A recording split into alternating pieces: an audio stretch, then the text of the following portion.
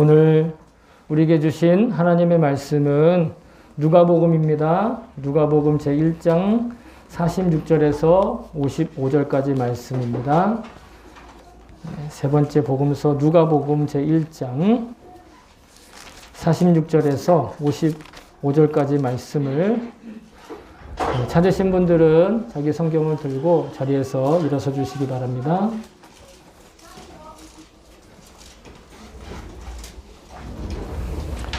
누가복음 제1장 46절에서 55절까지 말씀입니다.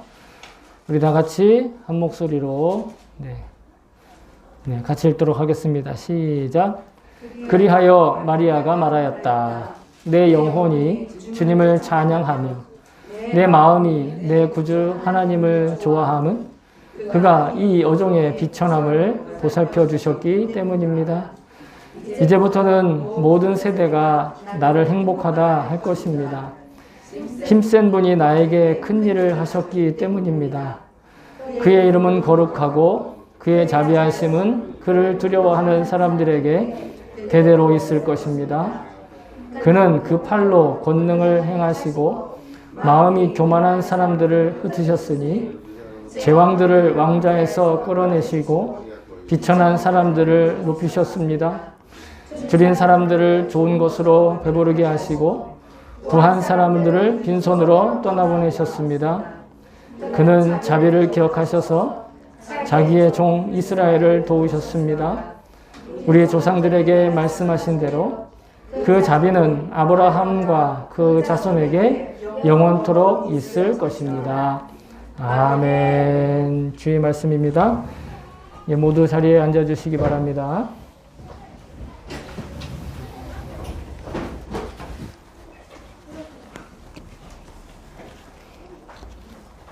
네, 우리 잠시 기도하겠습니다.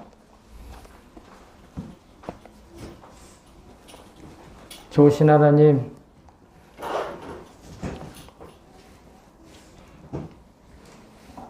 두렵고 떨리는 마음으로 주의 말씀을 붙들고 이 자리에 섰습니다. 예배에 함께 동참하는 성도들 마음에도 동일한 마음을 부어주시고 동일한 태도와 자세로 주의 말씀에 귀를 기울일 수 있게 하여 주셔서 사람이 하는 말로 듣지만 하나님께서 주시는 음성을 들을 수 있는 말로 다 표현할 수 없는 기적과 같은 시간 될 수 있도록 주님 인도하여 주시옵소서. 특별히 예수님의 탄생을 기다리는 이 주일에 감사와 찬양을 드리면서 우리가 주님을 믿는 것이 무엇인지, 주님을 믿는 것이 우리에게 어떠한 복인지 다시 한번 주님께서 친히 가르쳐 주시고 감동하게 하시고 그 마음으로 채워주시옵소서. 감사드리며 예수님의 이름으로 기도합니다. 아멘. 아멘. 할렐루야. 아멘. 주님만을 찬양합니다. 아멘. 예, 오늘은 성탄 감사주일이라 오늘 본문이 기존의 사도행전에서 잠시 절기에 맞는 절기에 합당한 본문으로 같이 우리가 나누었습니다. 오늘 이 본문은 아마 여러분들도 자주 들어보신 그런 본문이기도 하고 굉장히 유명한 그런 본문입니다. 소위 말해 마리아의 찬송, 마리아의 찬가, 특별히 이 기도문이 따로 이 구절대로 있을 정도로 굉장히 귀한 본문이죠. 마리아가 자기가 임신했다는 사실을 천사로부터 듣고 그리고 자기의 먼 친척인 엘리사벳을 찾아갔다가 거기서 놀라운 그런 소식을 듣고 또 하나님의 그 약속되는 이루어지는 하나님께서 하신 일을 깨닫고 나서 하나님을 찬양하는 그런 내용입니다. 특별히 예수님 탄생이 바로 사람의 상식과 또 생각을 초월하는 그런 구원 계획이 이루어지는 과정이라는 것을 고백하고 있습니다.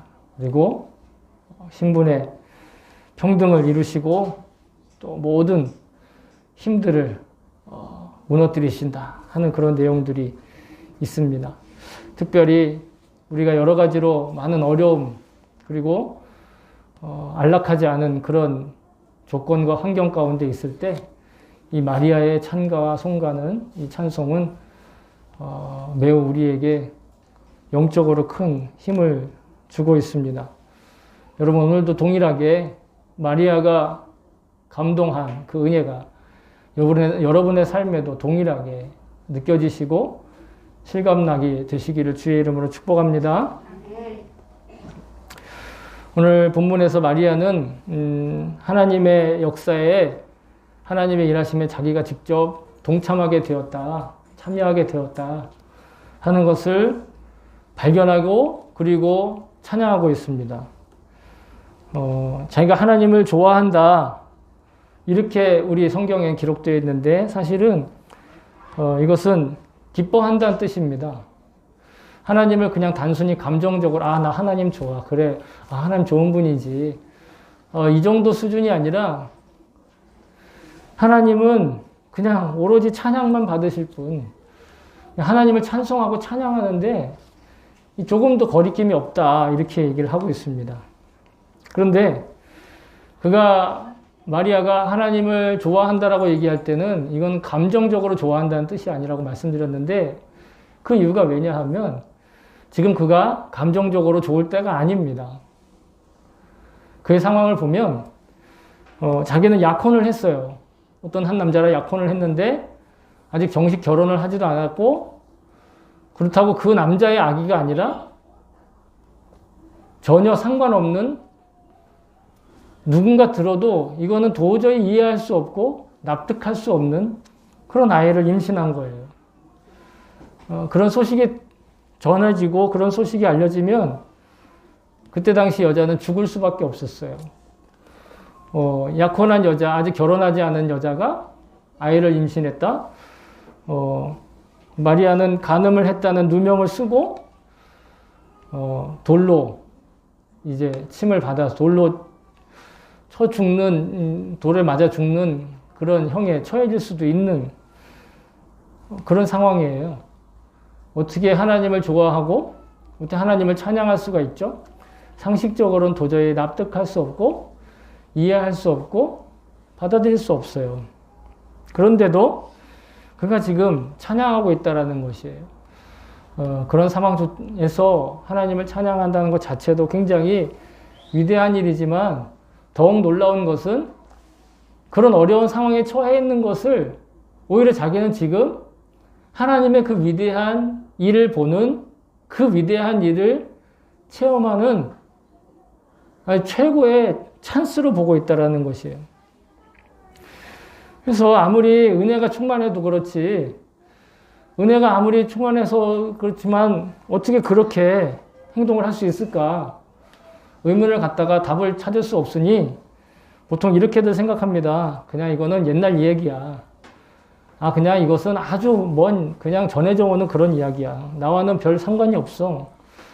성경에 나와 있긴 있으니까 이건 기적적으로 그냥 당연히 그런 거야. 그러니까 성경에 쓰여 있는 거지. 이건 신화에 관련되어 있는 이야기야. 그냥 가볍게 그런가 보다. 이게 어떠한 상황 속에서 어떠한 형편에서 나왔는지 곰곰이 생각하지 모르고 가볍게 넘길 수도 있는 그런 내용들이죠. 근데 여러분, 마리아와 똑같은 형편 아니나 똑같은 사건은 아니더라도 우리도 이와 비슷한 일들을 경험하기도 해요. 도저히 상식적으로, 도저히 이 어떤 형편으로 납득할 수 없고, 받아들일 수 없고, 수용할 수 없고, 그 누구도 이해해주지 못하는 그런 일들을 각자 다 겪잖아요. 여러분들이 겪었던 일들을 하나하나 다 말하지 못해도 우리 일상 속에서 매일 그러한 일들은 일어나고 있어요. 그 일들을 처음 맞닥뜨렸을 때, 처음 만났을 때는 힘들고 어려워서 이것을 어떻게 넘길 수 있을까. 하지만 시간이 지나면 또 적응돼서 살아요. 성경의 인물들도 이렇게 우리가 동일한 그런 감정 상태를 가지고 살아왔다라는 것입니다. 성경에 있는 그들도 마찬가지로 도저히 납득하기 어렵고 받아들이기 힘들고 이해할 수 없는 그런 일들을 겪어왔다는 것이에요. 그러면서 성경이 우리에게 가르쳐 주시는 것은 무엇냐면 그 가운데 그들이 하나님을 바라보고 하나님이 하실 일을 기대한 것처럼 우리도 그렇게 할 수 있다는 것입니다. 비록 2000년 전에 쓰여진 것이고 몇천 년 전에 쓰여진 그런 글이라서 멀게 느껴지고 신화처럼 여겨지고 내 이야기가 아닌 것처럼 느껴질 수 있을지 모르겠지만 그들도 똑같이 우리와 같은 감정을 가지고 하나님을 의지하고 그 문제를 이겨냈다라는 것이에요. 이렇게 상식적으로 납득하기 어려운 일, 마리아는 어떻게 극복을 했는가? 그것이 바로 말씀의 토대 위에 자신의 삶에 지금 엄청난 일이 일어나고 있다는 걸 받아들였다는 것입니다. 그가 어떤 상식으로 판단한 것이 아니라 자신의 경험으로 판단한 것이 아니라 하나님이 무엇을 약속하고 계신가? 하나님이 어떠한 약속으로 그 일들을 이루어가고 계시는가? 초점을 맞추고 하나님을 찬양했다라는 것입니다. 자신의 운명을 원망하거나 자신의 환경을 탓하거나 자신이 가지고 있는 것들에 좌절하지 않고 그것들조차 하나님이 주신 것으로 여기면서 하나님의 위대한 일을 기대하고 있었다라는 것이죠. 49절에 보시면 힘센 분이 자신에게 큰 일을 행하셨다 이렇게 얘기를 하고 있어요. 하나님의 힘을, 그 하나님의 힘을 의지했더니 그가 위대한 사람이 될 기회를 얻었다라는 것입니다. 오늘날 이런 기회가 우리에게 주어집니다. 그런데 여러분 놀라운 것은 이런 기회를 주셔도 많은 사람들이 이렇게 생각한다는 거예요. 아, 참 불행한 일을 겪었네. 아, 난 참 운이 없는 것, 아니 재수 없는 것 같아. 아, 이거는 너무 어려운 일이야. 힘들어. 아, 이건 엄청난 환난이야. 이거는 완전한 문제야. 항상 이 모든 것들을 곤란하고 어렵기만 하고 도저히 내가 해결할 수 없는 그런 것들만 보는 반응들이 대부분인데 더 놀라운 건 그리스도인들도 그렇다는 거예요. 여러분 근데 그리스도인, 복음을 믿는 그리스도인에게 은혜가 임해 있는 줄로 믿습니다. 느끼든 못 느끼든 은혜는 임해 있는 거예요. 근데 그 은혜가 우리를 그 어려움과 곤란과 당혹스러운 상황에서도 하나님을 바라볼 수 있고 하나님을 생각할 수 있게 한다는 것이죠.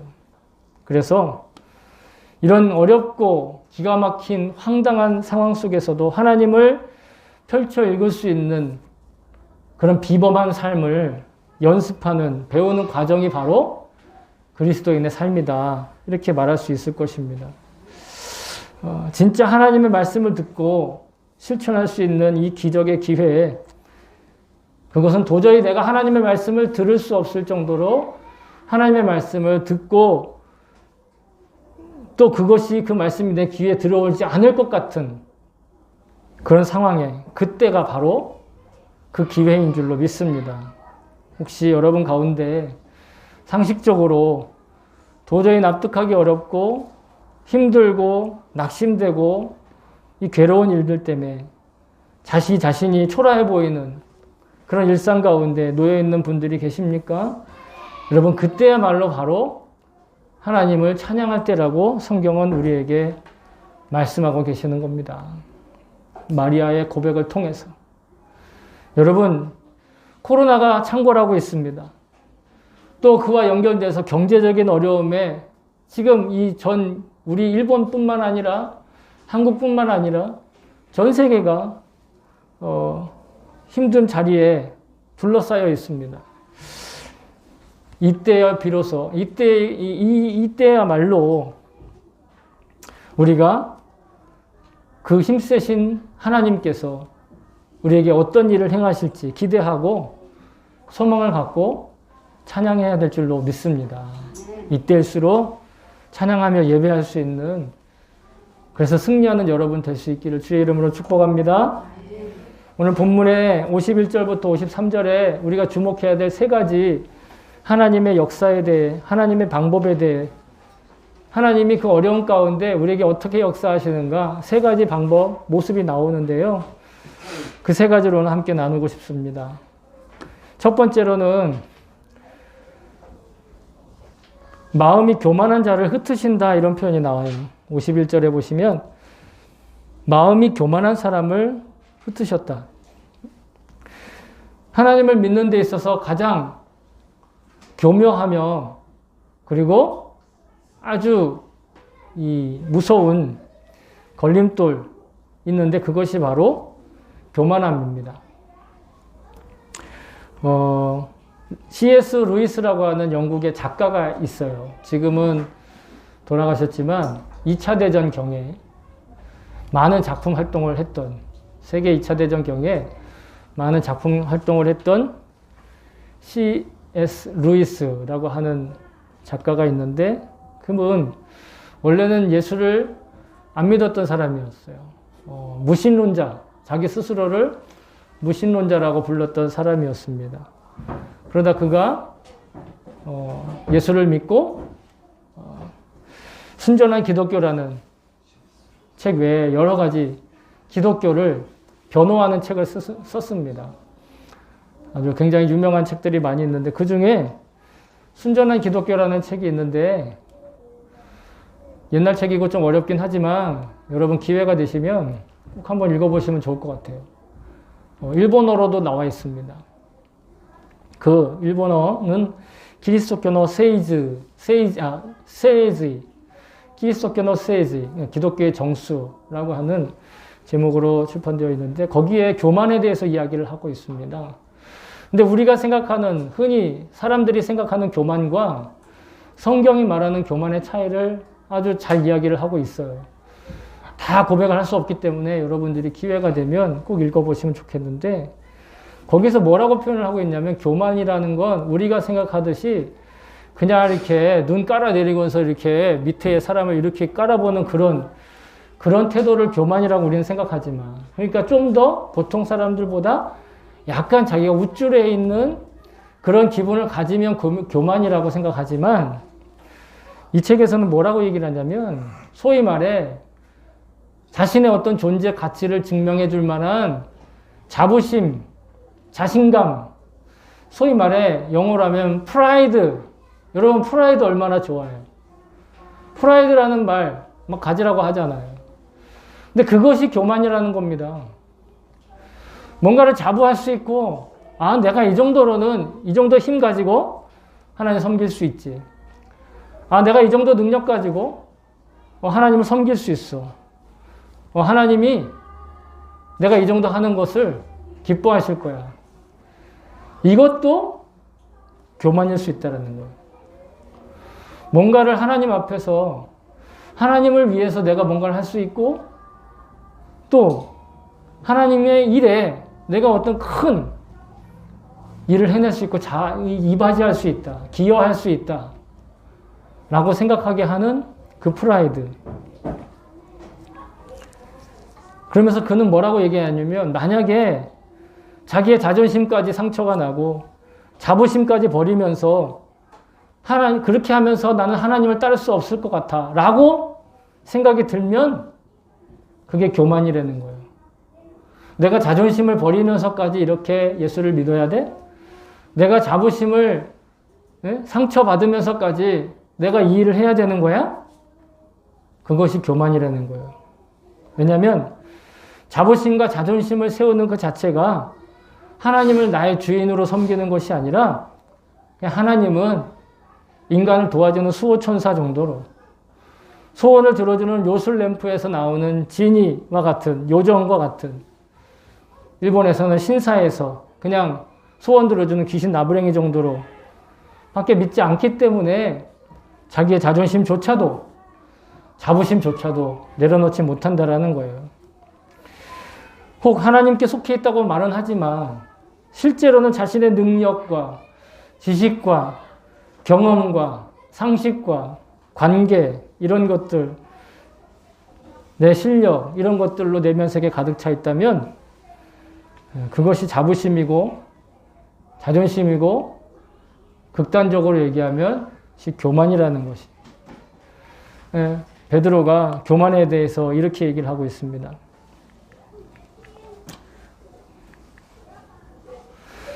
베드로전서 5장 5절에 보시면 젊은 자들아 이와 같이 장로들에게 순종하고 다 서로 겸손으로 허리를 동이라. 하나님은 교만한 자를 대적하시되 겸손한 자들에게 은혜를 주시느니라. 교만한 자를 어떻게 하시느냐? 하나님은 대적하신다는 거예요. 하나님의 적이 바로 교만한 자라는 것입니다. 사탄이 바로 교만의 대표적인 그런 존재인 것이죠. 하나님께서는 하나님의 나라를 이루시기 위해서 우리의 교만을 확실하게 태워 없애실 분인 것을 믿습니다.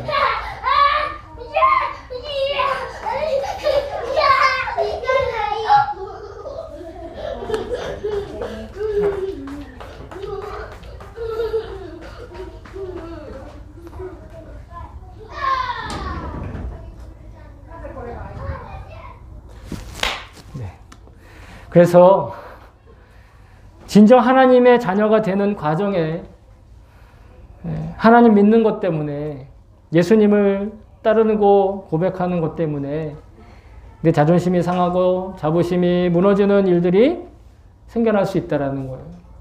그런 일들을 때로는 하나님이 우리에게 허용하신다는 겁니다. 여러분 그러나 그때 오히려 다른 어떤 것들을 생각하지 마시고 하나님을 찬양하시기를 바랍니다. 하나님이 내 안에 도사리고 있었던 이 교만한 것들을 흐트러뜨리시고 당신의 보화를 우리 안에 가득 채우고 계시는 것입니다. 여러분 우리가 잠깐 기분 나쁘고 영원토록 천국에 가 살 건지 아니면 계속 기분 좋게 살다가 영원한 지옥불에 떨어질 것인지 선택해야 될 줄로 믿습니다. 두 번째로 하나님 제왕을 끌어내리시고 비천한 사람을 올리신다 말씀하시는데 첫 번째 말씀과 통해 있는 말씀이기도 합니다. 제왕들을 끌어내신다. 교만한 그 제왕들을, 교만한 그 왕들의 힘을, 그 자신의 힘을 자부심으로 능력으로 생각하는 그들을 끌어내리시고 오히려 비천한 자들을 그 자리에 세워주신다. 표면적으로는 신분 제도를 평등하게 하신다. 신분 질서를 파괴해 주시고 모든 신분을 동일하게 하신다라는 그런 말씀으로만 생각할 수 있습니다. 물론 하나님이 이제까지 그렇게 해오셨습니다. 여러분 과거에 제국들의 역사를 보면 옛날에 제국을 세웠던 나라들이 여전히 그 제국을 유지하고 있는 나라가 단 한 나라도 없습니다. 모든 왕들은 다 인간들의 역사 안에서 그 호령하던 권세자들도 다 흙이 되었고 재가 되었고 그리고 지금 아무리 권력이 있고 권세가 있다 하더라도 언젠간 반드시 무너지거나 그 자리에서 겸손하게 내려와야 할 것입니다. 반면에 지금은 비록 초라하고 아무것도 없는 것처럼 비천한 지경에 처해 있는 사람들이 언제 어떻게 그런 권위의 권세의 자리에 오를지 모르는 것. 이것이 역사이고 이것이 인생인데 여러분이 모든 것을 주관하시는 분이 바로 하나님이신 것이죠. 하나님께서 역사하시고 일하시는 것, 그것에 대한 생각을 우리는 좀 더 넓히고 크게 가질 필요가 있습니다. 아까도 말씀드렸다시피 하나님이 겨우 인생의 문제 뒤치다꺼리 해주시기 위해서 사람들을 창조하신 게 아니라는 거예요. 하나님은요, 여러분, 산타클로스가 아니에요. 하나님은 뭐 착한 사람한테 선물 주고, 1년 동안 고생 막 하게 하고, 그런 분이 아니에요. 우리가 살다 보면 어떤 고난을 누리는 것 때문에, 혹은 누리지 못하는 것 때문에, 우리 마음이 좋기도 하고, 기분이 좋아질 때도 있고, 나빠질 때도 있습니다. 지금 당장은 뭔가 잘 되는 것처럼 보이고, 지금 당장은 뭔가 사람들한테 내가 영향력을 행사하는 것처럼 보이지만 그것이 꼭 마지막까지 그렇게 되는 일은 없습니다. 그런 자기의 힘과 자기의 능력과 실력이 결코 그를 끝까지 지탱해 주지 못한다라는 것이 성경의 시편 기자는 말합니다. 구원하는데 군마는 헛되며 군대가 많다 하여도 능히 구하지 못하는도다. 우리에게 구원을 주시는 분, 우리를 구원하실 수 있는 분은 단 오로지 한 분이신 하나님이시며 예수 그리스도이십니다. 그 예수 그리스도를 잉태한 마리아의 고백이고 그 예수 그리스도의 탄생을 기다리며 기억하며 오늘 또 우리가 예배 드리고 있는 줄로 믿습니다. 여러분, 정작 인간을 힘들게 하는 건 권력이 없어서가 아닙니다. 그 권력에 대한 집착이고 권리에 대한 아쉬움이, 권한에 대한 두려움이 그를 힘들게 하는 것이죠. 그런데 이 모든 것들에 대한 집착을 버리라고 한다면 그 또한 우리에게 힘든 일입니다. 다만 그 모든 힘이, 그 모든 권세가, 그 모든 근본이 하나님께 있음을, 하나님께 있다는 것만 잊지 않고 살아간다면 그런 우리는 예수 그리스도의 보혈의 피로 참 자유의 삶을 살게 되는 줄로 믿습니다. 세 번째로 하나님께서는 줄인 사람들을 배부르게 하시고 부한 사람을 빈손으로 떠나보내신다. 첫 번째, 두 번째, 세 번째가 어떻게 보면 굉장히 일맥상통합니다. 자부심을 누리기 위해서 권력이 필요하고 권력을 유지하기 위해서 돈이 필요한 것 같은 우리가 살아가고 있는 이 세상의 원리와 원칙과 매우 가까이 있는 일인데 하나님은 그 모든 질서를 무너뜨리실 수 있는 분이고 실제로 그렇게 하고 계신다라는 것이에요. 신분의 질서를 좌지우지하는 분도 하나님이시고 물질의 흐름을 조절하시는 분도 하나님이시다. 신명기 모세의 신명기에서 이렇게 고백을 하고 있습니다. 내 하나님 여호와를 기억하라. 그가 내게 재물 얻을 능력을 주셨습니다. 이같이 하심은 내 조상들에게 맹세하신 언약을 오늘과 같이 이루려 하심이니라. 모든 물질과 재산과 경제와 그 모든 것들의 흐름은 다 하나님께서 주관하신다라는 것입니다. 왜 그렇게 하시는가? 하나님의 약속과 하나님께서 세우신 질서가 회복되고 그 모든 하나님 나라가 완벽하게 이루어지기까지 하나님이 그렇게 하신다라는 거예요. 그래서 때로는 우리가 이해할 수 없는 아주 못된 사람들이 잘 먹고 잘 사는 그런 불합리하고 또 부조리한 일들이 일어나는데 그때 우리가 실망하지 말아야 될 것은 성경은 이렇게 얘기하고 있습니다. 선인은 그 산업을 자자손손에게 끼쳐도 죄인의 재물은 의인을 위하여 쌓이느니라. 죄인들이 부유해지고 그들이 많은 풍요로움을 누리는 것은 그들이 전생에 뭘 잘했거나 그들이 뭔가 잘해서가 아니라 하나님이 잠시 거기에다가 보관해 두신다라는 거예요. 왜? 의인들을 위해서 쓰시고 의인들을 위한 그 쓰실 그때를 기다리기 때문에. 권력의 근원이 하나님이신 것처럼 여러분 재산과 물질의 근원도 하나님이신 것을 믿습니다. 여러분 이것을 끝까지 잘 기억해야 합니다. 여러분 잘 아시는 대로 창세기를 보면 하나님이 이 세상을 말씀으로 다 창조하셨어요. 직접 만드셨어요. 빛과 시간과 물과 공기, 땅, 그리고 그 위에 있는 모든 생명체 하나님이 만드셨습니다.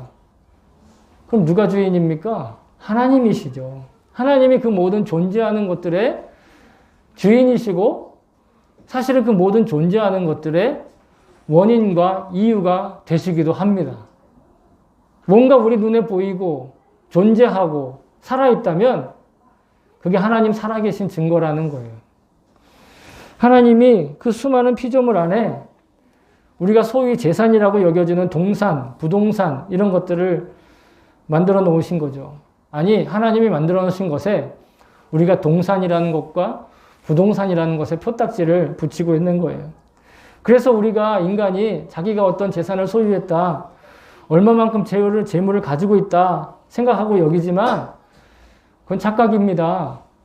그 모든 소유권은 영원 전부터 영원 후까지 영생하도록 하나님이 쥐고 계신 줄로 믿습니다. 하나님께서는 당연히 당신께서 소유하고 계신 것을 당신의 마음대로 사용하실 수 있는 분이죠. 그러니까 우리가 하나님과 친밀하게 지내면 우리 아무 걱정할 일이 없는 거예요. 그러니까 지금 돈 없는 사람 하나님과 친해서 열심히 빌어가지고 돈 벌어라 이런 뜻이 아닙니다. 그 뜻이 아니고 그런 단순한 이야기가 아니라 하나님이 모든 것들을 소유하고 계시고 그 모든 소유권을 가지고 계신 주님께서 나와 친밀하게 살기고 사귀기를 원하신다라는 거예요. 왜 그렇게 하시는가? 요한복음 1장 12절에는 이런 표현이 있습니다. 영접하는 자, 곧 그 이름을 믿는 자들에게는 하나님의 자녀가 되는 권세를 주셨으니. 아멘. 여러분 다 하나님의 자녀입니다. 여러분 다 자기 부모님의 자녀이기도 하지만 하나님의 자녀입니다. 근데 그 하나님의 자녀가 사도 바울이 이렇게 이해를 했습니다. 우리는 그냥 자녀면 육신의 자녀, 그냥 어떤 육적인 관계로만 생각하는데 사도 바울은 영적인 관계로 다시 한번 해석을 했습니다. 뭐라고 얘기했느냐? 자녀이면 또한 상속자, 혹은 하나님의 상속자요. 그리스도와 함께한 상속자라. 우리가 그와 함께 영광을 받기 위하여 고난도 함께 받아야 할 것이니라. 하나님의 아들이 받은 영광과 하나님의 아들이 받은 고난이 바로 우리가 상속받을 몫이라는 거예요. 이 땅에서 일어나는 모든 고난이든 이 땅에서 일어나는 그 고난 가운데 있는 영광이든 실은 예수님께서 누리시는 것을 우리가 누릴 수 있는 것, 이것이 진짜 우리가 상속받는 것이고 그것이 진짜 우리가 하나님의 자녀라는 증거라는 거예요. 육신적인 증거는 아버지의 재산을 물려받아야지만 상속자이겠지만 영적인 증거는 예수님을 물려받은 사람, 예수님과 함께하는 사람, 예수 그리스도가 우리 삶의 초점인 것입니다. 어떤 목사님이 다른 종교와 기독교를 비교해서 이야기를 하는 것을 들었는데 너무도 잘 얘기했어요. 다른 종교들은 대부분 좀 차이가 있을지 모르지만 뭔가 얻는 데 관심이 있다는 거예요.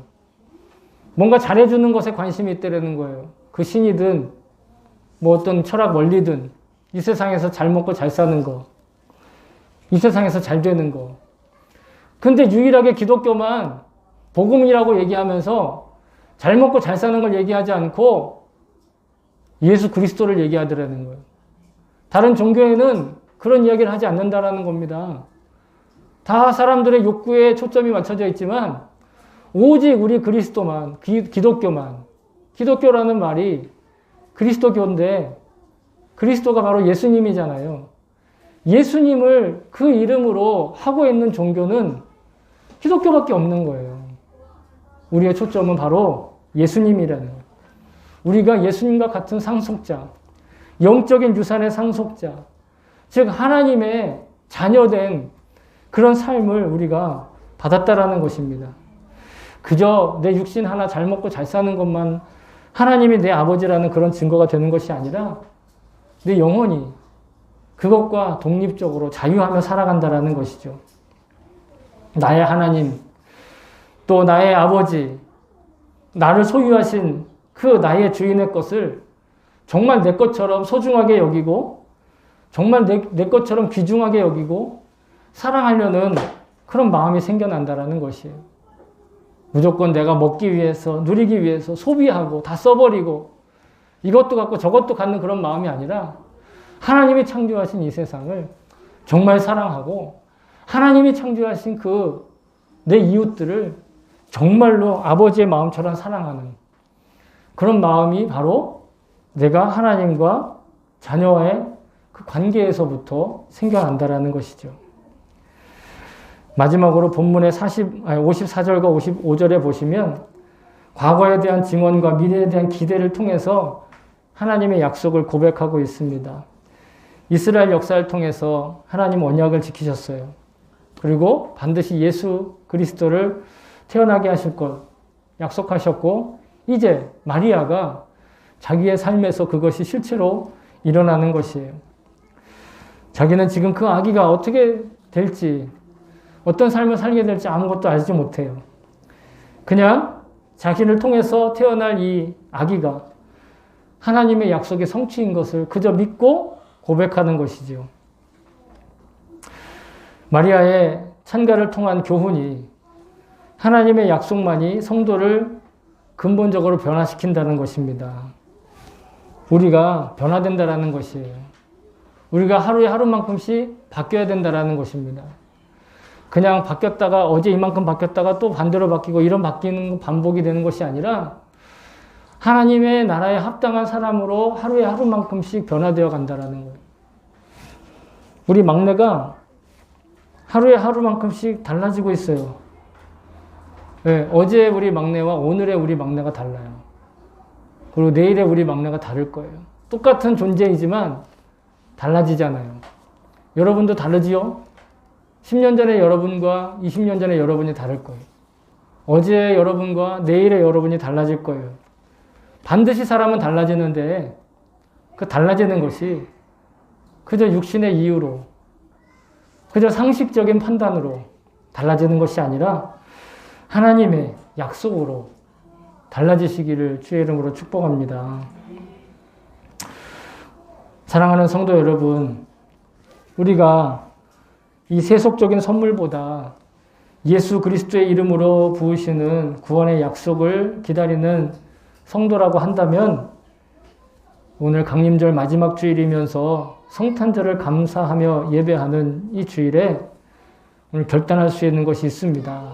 그것은 바로 상식적으로 받아들이기 어려울 수 있는 상황, 그런 도전에 복음을 믿고 반응하는 그런 응전인 것입니다. 교만한 마음을 버리고 겸손한 마음으로 천국을 받아들이는 것입니다. 모든 권력과 재물의 주인이 하나님이심을 믿는 것이죠. 약하고 비천한 나를 높이신다는 약속을 의지하고 하나님께, 예수 그리스도께만 소망을 두는 것입니다. 하나님께서는 말씀하신 것을 반드시 지키십니다. 예수님께서 아기의 모습으로 이 땅에 태어나신 날, 그 날을 이제 우리가 기다리고 있는데 그 기다림 가운데 세속적인 가치관, 이 세계관이 기대하는 것을, 보통 사람들이 기대하는 것을 기다리는 것이 아니라 하나님의 약속을 기다리고 그 성취를 기대하고 이미 성취하신 약속이 자기 안에서 지금 완성되어 가고 있다는 것을, 그것을 늘 기억하며 소망하는 저와 여러분 될 수 있기를 주의 이름으로 축복합니다.